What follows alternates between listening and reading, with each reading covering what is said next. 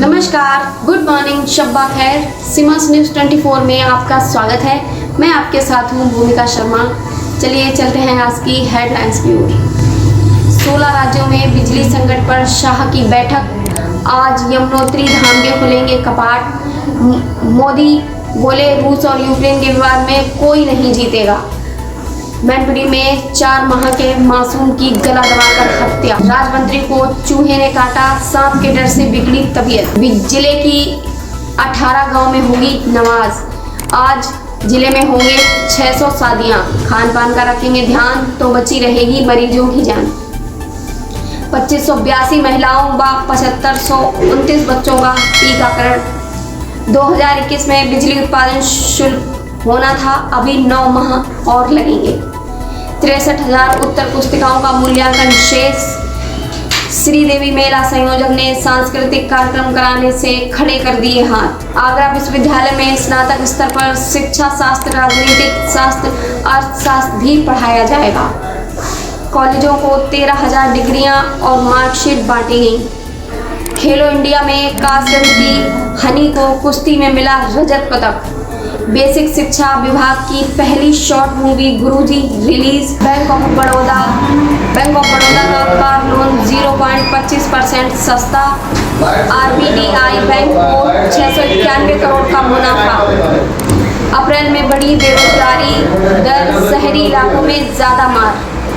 सोना 775 रुपये सस्ता, चांदी 1228 रुपये फिसली। महंगाई के बाद भी विनिर्माण क्षेत्र में तेज वृद्धि। GDP में एक साल 50% हो सकता है बैंक कर्ज का हिस्सा। मार्च तिमाही में 40% बढ़ी नए मकानों की बिक्री। दिल्ली IGI दुनिया के दूसरे सबसे व्यस्तम एयरपोर्ट में शुमार। IAS अधिकारी तरुण कपूर बने प्रधानमंत्री के सलाहकार। कुमार विश्वास की गिरफ्तारी पर हाई कोर्ट ने लगाई रोक। व्हाट्सएप ने मार्च में बैन किए 18.05 लाख भारतीय अकाउंट। दुनिया भर के बच्चों में तेजी से फैल रही बीमारी ने बढ़ाई चिंता। चेस ओलंपियाड में खेलेगी 4 भारतीय टीमें। विश्व चैंपियन हर्षदा ने पूरा किया पिता का सपना। गुजरात की निगाह 9वीं जीत के साथ प्लेऑफ प्रवेश पर। किंग्स 11 पंजाब से है मुकाबला। बेटी के जन्मदिन पर साथ दिखे ऋतिक और सुजैन। आज नहीं होगी यूपी इंटर बोर्ड की प्रतियोगी परीक्षाएं। ईद पर न हो नई परंपरा। अक्षय तृतीया के पूर्व 2 समुदायों में झड़प। झंडे को लेकर शुरू हुआ विवाद। इंटरनेट बंद। राष्ट्रपति और PM मोदी ने दी बधाई। अलग अलग मस्जिदों में अदा की गई नमाज। यात्रा से पहले कंफर्म करें टिकट। सभी ट्रेनें फुल हैं। वातानुकूलित श्रेणी वाले कोच में भी टिकट की मारामारी। विश्वविद्यालयों कॉलेजों में स्पोर्ट्स विषय अनिवार्य। छात्र छात्राओं को समाज के सभी वर्गों से जुड़ने में मिलेगी मदद। देश के 14 राज्यों में पैदा हुआ बिजली संकट। 6 से 8 घंटे तक हो रही बिजली कटौती। प्रधानमंत्री नरेंद्र मोदी ने बर्लिन में भारतीय समुदाय के लोगों को संबोधित किया। PM मोदी के संबोधन के बीच जय श्री राम के नारे भी लगे। PM मोदी ने ऐसा भाषण दिया जिसने सबको हैरान कर दिया। अपने संबोधन में PM मोदी ने बीच बीच में ऐसी बातें कही जिसे सुनकर आपको अपने भारतीय होने की ताकत का एहसास होगा। भाषण देते वक्त एक समय तो ऐसा आया जब PM मोदी बोलते बोलते रुक गए और उन्होंने कहा कि रुकावट के लिए खेद है। आपको आज ये भी सुनना चाहिए कि PM मोदी ने अपने सामने बैठे भारतीय लोगों से ये क्यों कहा कि आपका आंसर गलत है। चलिए आपको प्रधानमंत्री नरेंद्र मोदी के भाषण का वो हिस्सा सुनाते हैं जिसकी अब सबसे ज्यादा चर्चा हो रही है।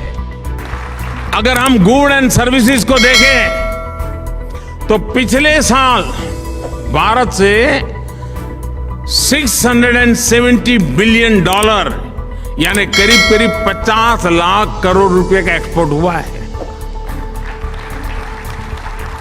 आंकड़ा देख करके हाथ जम गए क्या?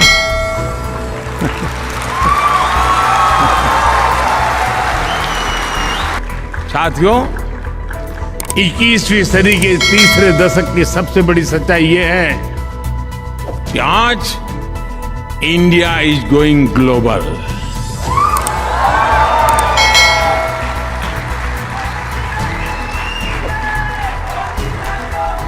कोरोना के इसी काल में भारत ने 150 से ज्यादा देशों को जरूरी दवाइयां भेजकर अनेकों जिंदगियां बचाने में मदद की।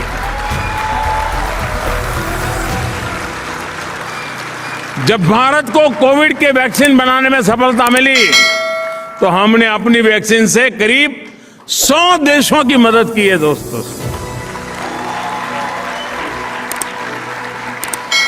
साथियों, आज का ताजा खबर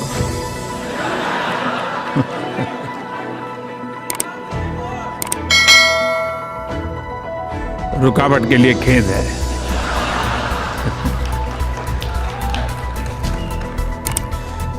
आज विश्व में गेहूं की कमी का सामना दुनिया कर रही है। फूड सिक्योरिटी के लेकर के दुनिया में बड़े बड़े देश चिंतित है। उस समय हिंदुस्तान का किसान दुनिया का पेट भरने के लिए आगे आ रहा है।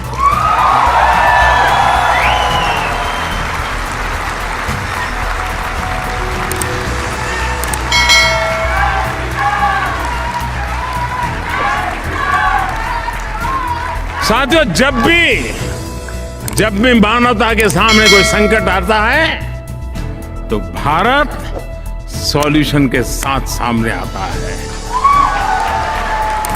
जो संकट लेके आते हैं, संकट उनको मुबारक।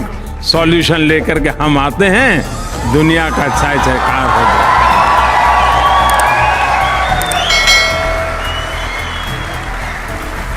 यही दोस्तों, यही नया भारत है, यही नए भारत की ताकत है।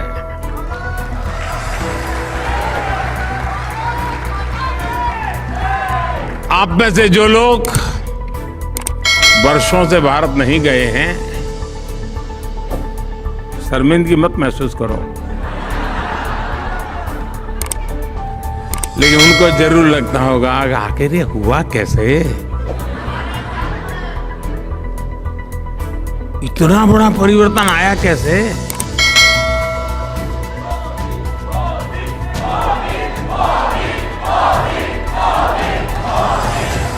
जी नहीं साथियों, आपका आंसर गलत है।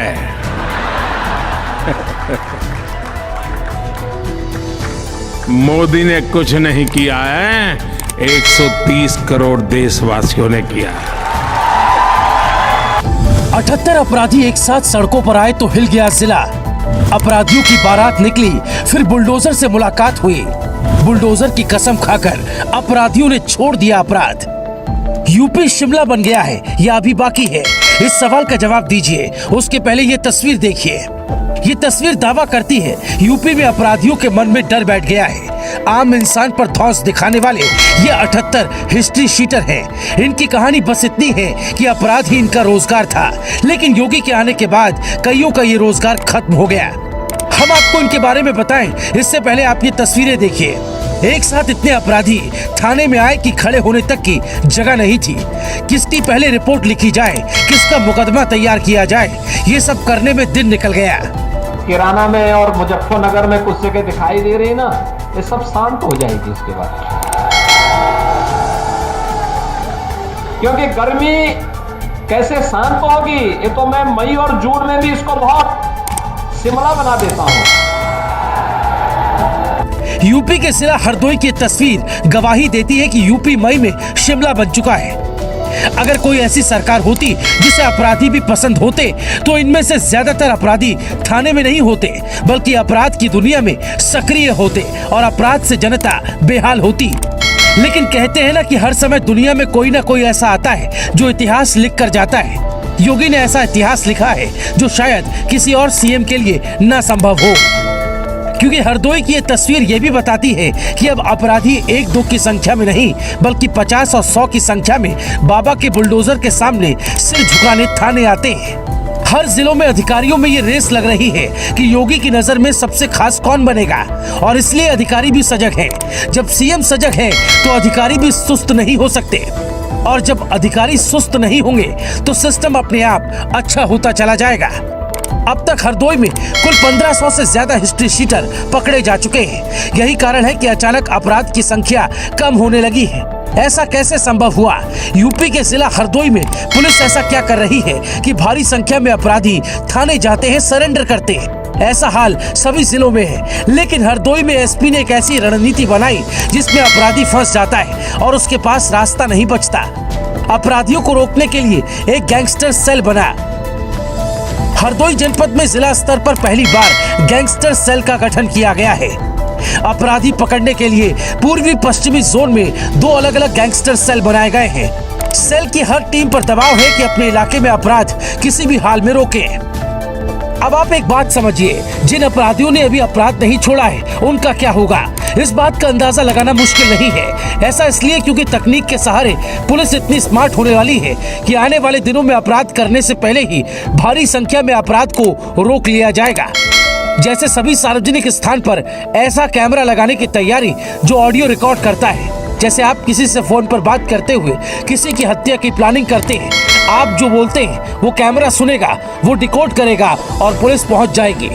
वाराणसी में ऐसा प्रयोग होने लगा है। वहां अभी ऑडियो पर काम तो नहीं हुआ, लेकिन ऐसा कैमरा लगाया गया कि चेहरा पहचान लेता है।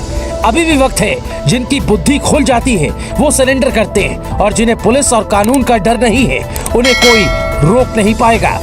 यूपी में कुछ ऐसी ही कहानी है कि अगर बचना है तो अपराध छोड़कर खुद ही थाने पहुंच जाओ। इसी के साथ हमारे समाचार समाप्त होते हैं। नमस्कार।